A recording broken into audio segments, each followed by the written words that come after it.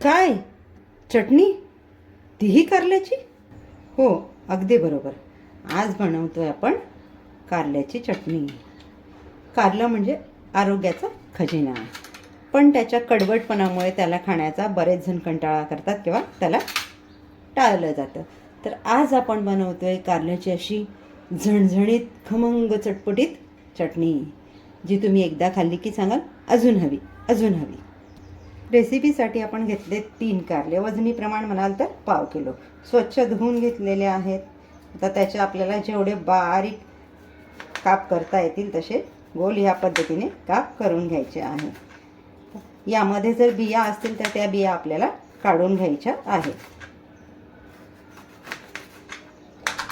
या पद्धतीने आपण बारीक पातळ काप करून घेतलेले आहेत. याच पद्धतीने मी आपल्या सर्व कारल्याचे काप करून घेते. आजच्या रेसिपीसाठी आपण काय साहित्य वापरलं आहे, किती प्रमाणात घेतलेलं आहे, चटणी आपण किती दिवस आणि कशा पद्धतीने स्टोअर करून ठेवू शकतो, हे सर्व व्हिडिओमध्ये सांगितलेलं आहे. व्हिडिओ शेवटपर्यंत बघा. तुम्हाला जर अशा छान छान नवनवीन प्रमाणबद्ध रेसिपीज बघायला आवडत असतील, आसनाच किचनच्या व्हिडिओजला लाईक करा, चॅनलला सबस्क्राईब करा.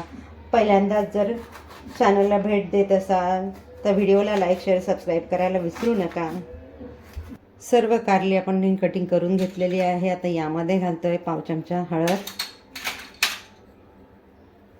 पाव चमचा मीठ.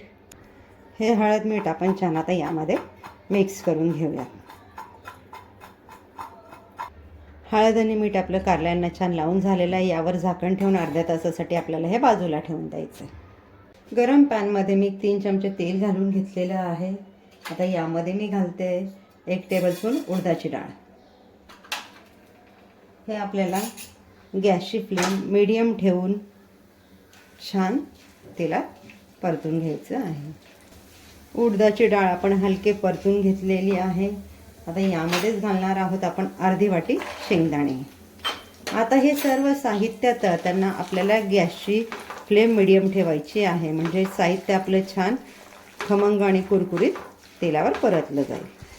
शेंगदाणे आपले तेलात हलके तडतडायला लागलेले आहेत. तर या स्टेजला आपण इथे घालतोय अर्धा चमचा जिरं, पाव वाटी डाळ्या, 9 ते 10 लसणाच्या पाकळ्या,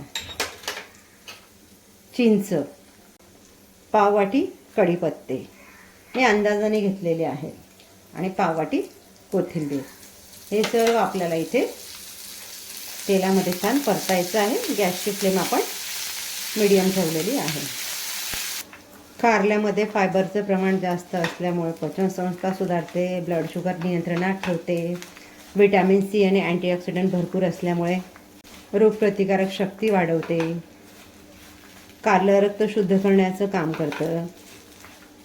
कारलं आरोग्यदायी आहे, पण त्याच्या कडवटपणामुळे सगळेच खाण्याचा कंटाळा करतात. मग त्यावेळेला आपण या पद्धतीने चटणी बनवून ठेवू शकतो. आणि ही तुम्ही बनवली, खायला दिली की खाल्ल्यावर कोणी म्हणणारही नाही की ही कारल्याची चटणी. तुमच्याकडे आवडीने मागून मागून खातील.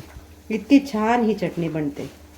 याचा एक हलका घमघमाट दरवळायला लागलेला आहे. आता मी या स्टेजला गॅस घालवून दिला आणि हे गारवण्यासाठी प्लेटमध्ये काढून घेते. इथे आपला अर्धा तास होत आलेला आहे. तर कारल्यांचं आपण पाणी काढून घेऊया. एकदा त्यांना पुन्हा मिक्स करून घेऊयात आणि मग हातातच हलके दाबून त्याचं पाणी काढून घेऊयात आपण.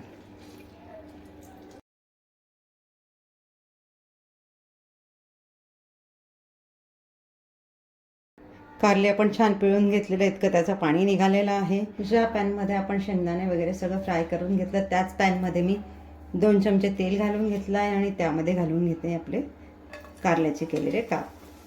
आता हे आपल्याला इथे छान कुरकुरीत होईपर्यंत परतून घ्यायचे. तुम्हाला हवं तर तुम्ही हे डीप फ्राय देखील करू शकता, पण मी या पद्धतीनेच करते. कारले आपण शॅलो फ्राय करण्यासाठी पॅनमध्ये घातले. त्यावेळेला सुरुवातीला मी 2.5 ते 3 मिनटं गॅसची फ्लेम मीडियम ठेवून त्यांना उलट करून परतून घेतले.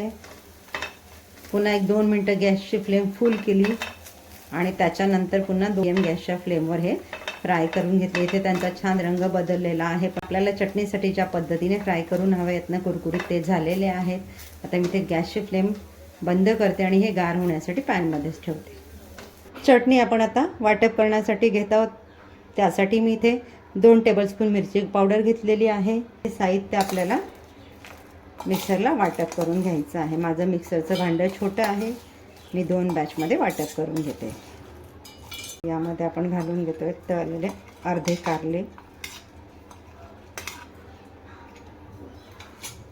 यातलं अर्धं मिरची पावडर. तुम्ही मिरची पावडर तुमच्या आवश्यकतेनुसार इथे कमी जास्त घेऊ शकता. आणि चवीनुसार मीठ. आपण कारल्यांमध्ये मीठ घातलेलं त्यामुळे मीठ इथे प्रमाणातच घाला. आता हे आपल्याला मिक्सरला वाटप करून घ्यायचं.